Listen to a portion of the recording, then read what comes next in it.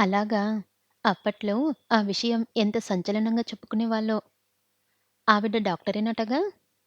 అయితే ఇన్నాళ్ళకి మీరు మళ్ళీ కలుసుకున్నారన్నమాట. రాకపోకలు జరుగుతున్నాయన్నమాట. ఆవిడ మాటలు వింటుంటే అఖిలకి గొంతులో తడారిపోతుంది. అదేం లేదండి. నిన్న అనుకోకుండా కాలేజ్ దగ్గర కనిపించి బలవంతాన ఇంటికి తీసుకెళ్ళాడు. యశోదమ్మ బాగుందా? తిరగగలుగుతుందా? ఆ! బాగానే తిరుగుతుంది. పిన్నిగారు మరికొన్ని వివరాలడిగి, ఏమిటో కాలాలు మారాయమ్మాయి. అప్పట్లో ఇలాగ కులం కానీ, వాళ్ళను కట్టుకుంటే ఆ ఇంటి వాళ్ళందర్నీ విలేసేవాళ్ళు. ఇప్పుడా పట్టింపులేం లేవు. బ్రహ్మం గారు ఏనాడో కాలజ్ఞానంలో చెప్పినట్టుగా కులాలన్నీ కలిసిపోతున్నాయి. కాకపోతే మీ వాళ్ళు నిప్పును కడిగే ఆచారవంతులా? ఇప్పుడు చూడు, బంధుత్వం ముందు అనేవి గొప్పవి కానట్టుగా మీరు ఒకటయ్యారు. ఆ అబ్బాయి ఏ కులం దానికి పుడితేనేం? యశోదమ్మకి మనవడు. నీకు బావ వరస అవుతాడు. మీ అత్తని బావకే ఇచ్చారుగా? నిన్ను పిన్నిగారు పిడుగు రాలినట్టుగా అరిచి, మీరు ఏదేదో ఊహిస్తున్నారు. ఏదేదో అనేస్తున్నారు. ఒక్కసారి ఆయన కారులో వచ్చి దిగగానే ఎన్నెన్ని కథలు అల్లుతున్నారు. ఇప్పుడు నేను అల్లిన కథలేమిటే పిల్లా? ముందు ముందుగానే కయ్యాలితనానికి దిగుతున్నావు. ఆ అబ్బాయి నీకు బావ వరస అవుతాడని అన్నాను. అది తప్పు మాట. కులం కాని వాళ్లకు పుట్టినవాడు నాకు బావ అవుతాడా? మేమంత దిగజారిపోయి కనిపిస్తున్నామా పిన్నిగారు? బ్రాహ్ములు కాని వాళ్ళ చేత నేను ఇప్పటికీ మంచినీళ్ళు కూడా తాగను తెలుసా? అంత ఆచారవంతులకి అలాంటి వాళ్ళతో స్నేహమేమిటో మరి. ఇదంతా మీ నీరజ తెచ్చిన తంటనే. ముందు దాన్ని పట్టుకు తన్నాలి. అఖిల కేకలు పెరట్లో వినిపించడంతో చేతులకి సర్పు నురగ అలా ఉండగానే గాబరాగా పరిగెత్తుకు వచ్చింది నీరజ. ఏమైంది? ఏమిటా అరుపులు? అతడిని ఇంట్లోకి ఎందుకు పిలిచావంటే నన్ను కుసంస్కారంగా చిత్రించావు. పశువివి అన్నావు. ఇప్పుడు చూడు ఈవిడ ఏమంటుంది? అతడు నాకు బావ అవుతాడంట. కులాలన్నీ ఏకమైపోతున్నాయట. బ్రహ్మం గారు కాలజ్ఞానంలో చెప్పినట్టుగా. అందులో తప్పేముందే? కులాలన్నీ ఏకం కావడమన్నది మనిషి నాగరికతకు, అభ్యుదయానికి సూచన. మనిషికి మనిషికి మధ్య ఈ కులాల గోడలు పోవాల్సినవే. కులం వద్దు, మతం వద్దు అన్న నినాదాలు ఎవరు చేస్తారో తెలుసా? నీతి నియమం లేకుండా తల్లి తండ్రి, అక్క చెల్లి అన్న మమకారం లేకుండా విశృంఖలంగా బ్రతకదలించిన వాళ్ళు అరిచే ఆ అరుపులని, నీలో ఈ విప్లవ ధోరణి ఇదివరలో లేదు. ఆ అబ్బాయిని చూశాకే ఈ ధోరణి తలెత్తిందంటే దానికి కారణం నాకు ఒక్కటే స్ఫురిస్తుంది. ఏమిటే నీకు స్ఫురించింది? నీరజ కళ్ళెర్రజేసి అడిగింది. నా నోటితో ఎందుకు చెప్పాలి? నిజం నిలకడ మీద తేలుతుంది. ఏమిటా తేలే నిజం? సగం సగం మాటలు వద్దు. ఇదివరలో కులమతాలు పోవాలని ఎప్పుడూ అనలేదు. ఇప్పుడు అంటున్నావంటే అది అతడిని చూశాక అంటున్నావంటే అది అతడిని చూశాక అంటున్నావంటే అతడంటే నీకు ఆకర్షణ ఏర్పడింది. ఆ భావం ఈ విధంగా బయటికి వ్యక్తమవుతుంది. నీరజకు కోపం అవధులు దాటిపోయింది. అఖిల చెంప మీద చాచిపెట్టి వేసింది. జాగ్రత్త! ఇప్పుడంటే అన్నావు గాని ఇంకెప్పుడు అనొద్దు. అన్నావంటే చంపేస్తాను. ఒక ఆడపిల్ల మీద నువ్వు అనవసరంగా నింద వేసినందుకు సిగ్గుపడాలి.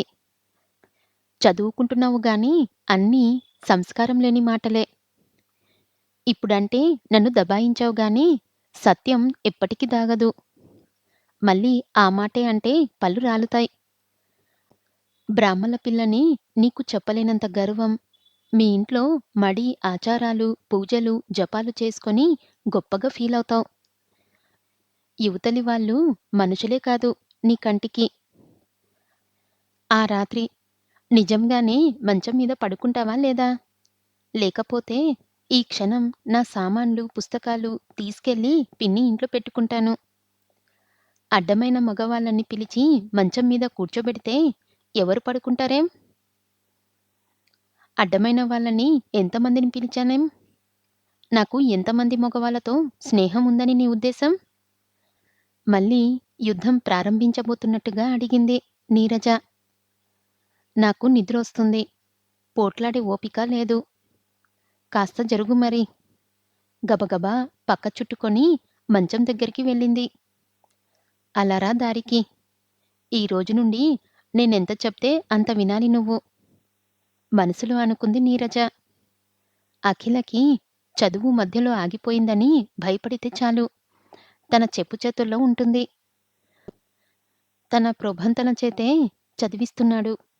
అఖిలని ఇక్కడ ఉంచి చదివిస్తున్నారంటే అది పూర్తిగా తన మీద విశ్వాసంతో.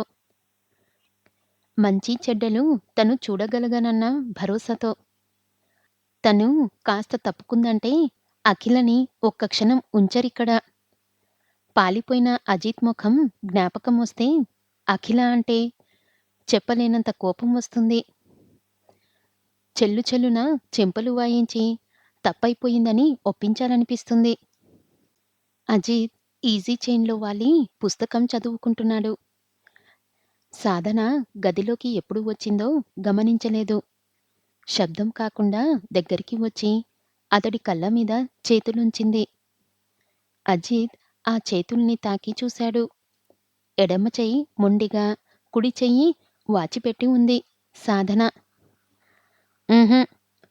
సాధనవే. చేతులు తీయి, కళ్ళు నొప్పెడుతున్నాయి. సాధన చేతులు తీసి అతడి ముందుకు వచ్చింది.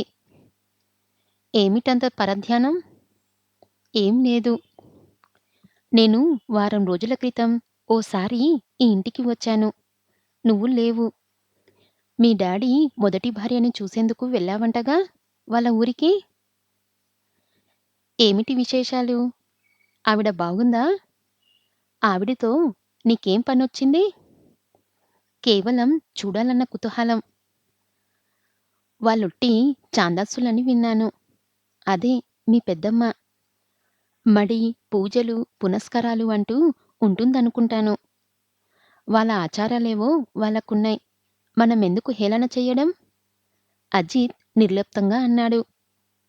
మీ పెద్దమ్మ ఎలా ఉంటుందేమిటి? ఆమె నాకు తల్లి వరస కాకపోతే పెళ్లాడేసంత అందంగా. ఆవిడ అందం వర్ణించడానికి అంతకంటే మంచి మాట దొరకలేదా?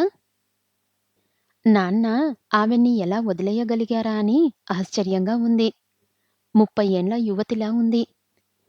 ఎంత చక్కగా పాడుతుందనుకున్నావు? ఆవిడ ఇలా ఏక్తారా మిటుతూ పాడిందంటే మనం ఆ ప్రవాహంలో పడి అలా కొట్టుకుపోవాల్సిందే. వాళ్ళింట్లో అందరికీ శాస్త్రీయ సంగీతం వస్తుంది అంటూ ఆ ఊళ్ళో పరిచయమైన ఒక్కొక్కరి గురించి చెప్పుకొచ్చాడు. ఇంకొకరి గురించి చెప్పడం మరిచాను. అఖిల. అఖిలాండేశ్వరి పూర్తి పేరు. అంత అందమైన అమ్మాయిని నేను కాదు, నువ్వు కూడా చూసి ఉండవు. ఆ అమ్మాయి ఇక్కడే ఉమెన్స్ కాలేజ్‌లో బీఏ ఫైనల్ చేస్తుంది. ఆ అమ్మాయి మా పెద్దమ్మకి అన్న కూతురు. నేను విన్నదాన్ని బట్టి ఆ ఇంట్లో ఆడపిల్లల్ని కాలేజీలకు పంపి చదివించడం ఆశ్చర్యంగా ఉందే. అనుకున్న పెళ్లి 3 రోజులకి వచ్చాక క్యాన్సిల్ అయిందంట. ఆ అమ్మాయి జాతకరీత్యా 3 ఏండ్ల వరకు పెళ్లి ప్రయత్నాలు అనుకూలించవని చెప్పారంట. ఆ ఊళ్ళో కరణం గారి ప్రబుందలంతో వాళ్ళ అమ్మాయితో కలిసి ఇక్కడ కాలేజీలో చదివిస్తున్నారు. ఈ ఊళ్ళోనే ఉంటే చూస్తానామెను. అంత అందగత్తెను చూడలేదని వర్ణిస్తున్నావు కదా! తప్పకుండా చూడాలి. ఏ పాటికి అందగత్తెనో. ఎంత ఈర్ష్య! మరి నీ కాబోయే మ్యాచ్ తోటేనా? మరో ఆడపిల్ల అందం పొగడటం? సాధన బుంగమూతి పెట్టింది. నేను బాగుండనా? నువ్వు బాగుంటావు. నీకంటే బాగుంటుంది తను. నాకంటే తెలుసా? హుహు. నీలాగా తెల్లటి తెలుపు కాదు. తేనె కలిపిన పాలు గంధపు చెక్క అంటారే ఆ రంగు. మరి అందం తెల్లటి తెలుపులోనే ఉండదు అని చెప్పాలనిపించింది. కానీ చెప్పలేదు. ఉన్నది ఉన్నట్టు మాట్లాడటం మంచి విషయమే అయినా ఆడవాళ్ళ ముందే ఆ పద్ధతి అంత మంచి కాదు. ఆ గ్రహింపు అజిత్‌కు ఇప్పుడిప్పుడే వస్తుంది. సాధనని చూస్తుంటే. కొంతమందికి కళ్ళు, ముక్కు వేటికవి చూస్తే ఏ లోపం కనిపించదు. మొత్తం మీద చూస్తే ఏదో లోపమున్నట్టుగా, బ్రహ్మ మలుస్తూ మలుస్తూ పరధ్యానంలో పడిపోయినట్టుగా అనిపిస్తుంది. సాధన ఆ కోవకు చెందిందే. వేటికవి చూస్తే ఏ వంక లేదు. చిత్రకారుడు గిచ్చినట్టుగా, కవి వర్ణించినట్టుగా ఉంటుంది. కానీ మొత్తంగా చూస్తే ఏదో లోపం కనిపిస్తుంది. అందంతో ఆమె సౌందర్యం ఆస్వాదిస్తున్న వాడికి హఠాత్తుగా మళ్ళేదో గుచ్చినట్టుగా అవుతుంది. అఖిల సౌందర్యం అలా కాదు. నిరాపయంగా ఆస్వాదించవచ్చు. కళ్ళు, ముక్కు వేటికవి చూస్తే ఎంత బాగుంటాయో. మొత్తం మీద చూస్తే అంతకు రెట్టింపు అందంగా ఉంటుంది. అందచందాల పట్టింపు అఖిలను చూశాకే ఏర్పడింది. తనలో అఖిలను చూడకముందు సాధన అందగత్తెగానే కనిపించింది. అందాల రాణి ఎన్నిక అఖిలనే చేస్తుంది తన మనసు. కాని అందాల రాణి కిరటం ఆమెకి అలంకరించడం ఎంతటి అసాధ్యమైన విషయం? ఒకసారి నువ్వే చూసి చెప్పు. నా అభిప్రాయం తప్పో రైటో? ఎలా చూడాలి? నేను చూపిస్తాను. నేనిప్పుడు ఎందుకు వచ్చానో తెలుసా? వచ్చే వారంలో తిరుపతి ప్రోగ్రాం పెట్టింది నాయనమ్మ. నువ్వు వస్తావేమో కనుక్కుందామని వచ్చాను. తప్పకుండా వస్తాను. హైదరాబాదు 2 ఊళ్ళు తప్ప నేనేం చూడలేదు. ఇండియా మొత్తం వీలైనంతగా చూడాలని నా ఆకాంక్ష ఉత్సాహంతో అన్నాడు. అదే రోజు మేనమామ ఫోన్ చేసి చెప్పాడు. నీకోసం మీ డాడీ ఆర్డర్ ఇచ్చిన కారు వచ్చేసిందోయ్. రేపు వెళ్ళి తెచ్చుకోవడమే. కాంట్రాక్టుగా స్థిరపడాలని ఉందన్నావు కదా! నీకో మంచి పని అప్పగిస్తున్నాను. నాకు తెలిసిన ఒకాయన 5 అంతస్తుల బిల్డింగ్ హోటల్‌కి కట్టించాలనుకుంటున్నాడు.